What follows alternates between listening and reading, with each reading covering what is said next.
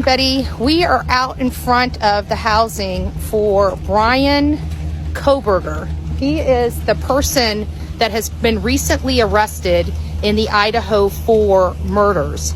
He was the one that police believe went into their home in the early hour morning of November 13th and murdered 4 University of Idaho students.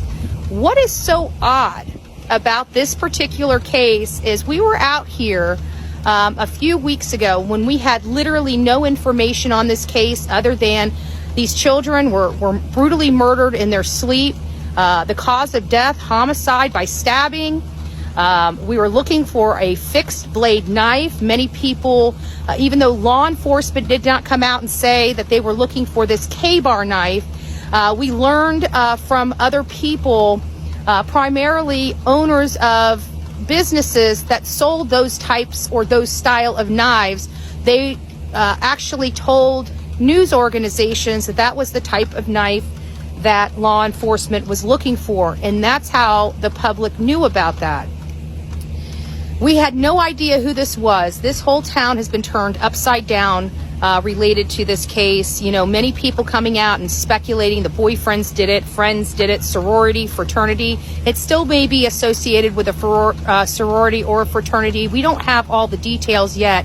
I'm just wondering why somebody from Washington State University with a criminology degree, sounds like a bright young man, would want to commit such a horrific act on the University of Idaho campus. What is the connection? Why? Was this because of a feud? Was this because of an alleged sister, Emily? We're hearing that Emily may have potentially been his sister. We heard early on about the problems in and around that community, primarily with Emily and Hunter going into Xana and Maddie's home and partying. Does that have anything to do with this case? Is that why this happened? Was it because of the noise complaints? We were hearing that some of the sorority members, some of the sorority girls were making noise complaints on those girls just to be mean. So I don't know what's going on. Information is coming out, just falling out, but it's hard to make heads or tails of what's factual and what is fictional. But we have been relying heavily on law enforcement to guide our channel in what is being reported. We've been getting factual information from them, but we've also been doing our own investigation as well and talking to other people anonymously and keeping them off the record just so we can garner some additional information related to this case. We had an opportunity to speak with the Gonzalez family. We had an honor of taking them to lunch and then meeting them at their home and learning more about Kaylee and Maddie's life. It was very beautiful. We want to support the families. We're out here right now, and we're only going to be out here for a little bit of time because at the end of the day, we have a memorial to go to. And what a true meaning of this memorial is going to be now that this man, this monster, is behind bars today. I'd had an opportunity to speak to Captain Lanier over in front of 122 King Road. He let me know that, I thanked him for his service. I thanked him for doing a great job. I wanted to thank him and his detectives for all the work that they've done. And he let me know that this is not over. This is just beginning. And I have to concur. So guys, I just want to let you know we are reporting out here in front of Brian's house. They are inside right now with a forensic team. As you can see, we've had photos of her behind us. And it's just a sad, sad state of affairs. I had an opportunity to speak with Steve, and he is elated with this new information. He's just very thankful for law enforcement. In a situation like this, you don't know who to trust. You don't know, about faith until you're required to use that faith. And, he was scared. He was scared his daughter wouldn't get justice, and he fought for her. He fought for her like a father should fight for his daughter, and he came under such scrutiny and public annihilation for fighting for his daughter, and it's just sad. So we came out, we wanted to make sure that our voices were heard, that we supported the family, that we supported Jack D. We wanted to make sure people, weren't too hard on him because the trolls tried to destroy him with not a scintilla of factual information. And here Bullhorn Betty is coming out and trying to help him because people are too just not listening.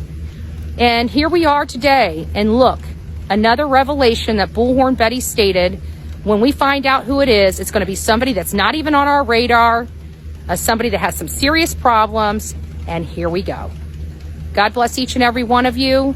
Hold your family close. I mean, really hold them close. Kaylee was graduated. She was about to start her job. She was about to start her life. And this happened. This happened literally the day she was going to start that new life. Just sad. Just sad. But we want justice for these victims. We want justice for their families, and we will not stop until we get it. God bless each and every one of you. Make it a great day. So we are right now in front of Jake Koberger's house. Right.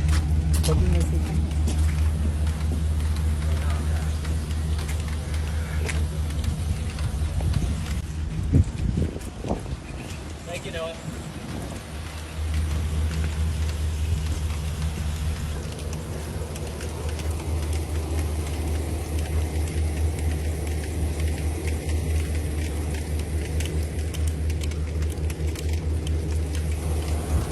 Hey guys, I'm gonna leave you guys here just for a second. We're gonna walk around and see what we can find.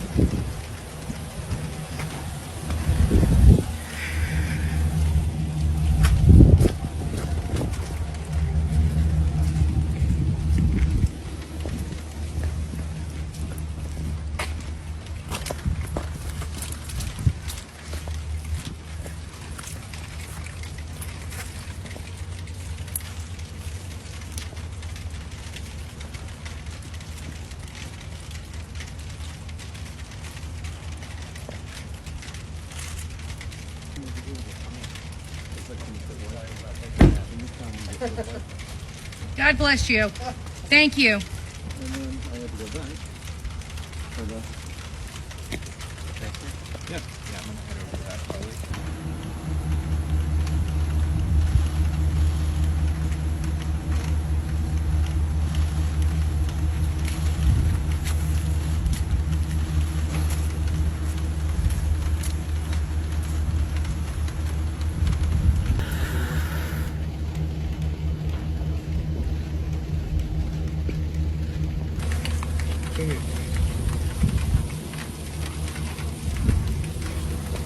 So we're gonna go from the front of the house.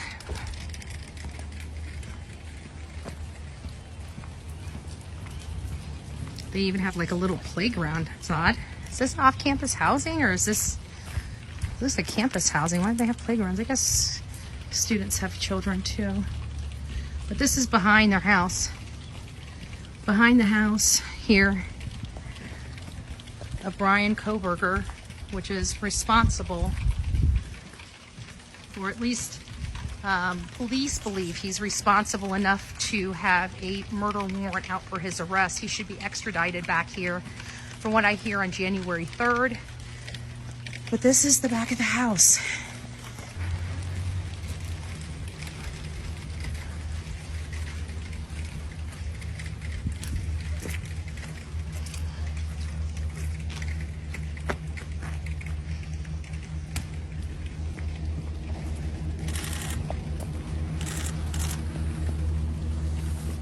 Oh, you was right.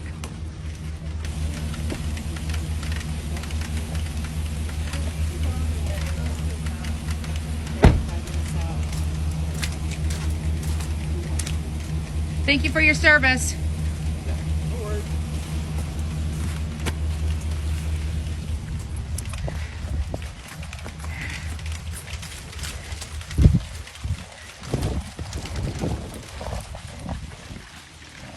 You were right.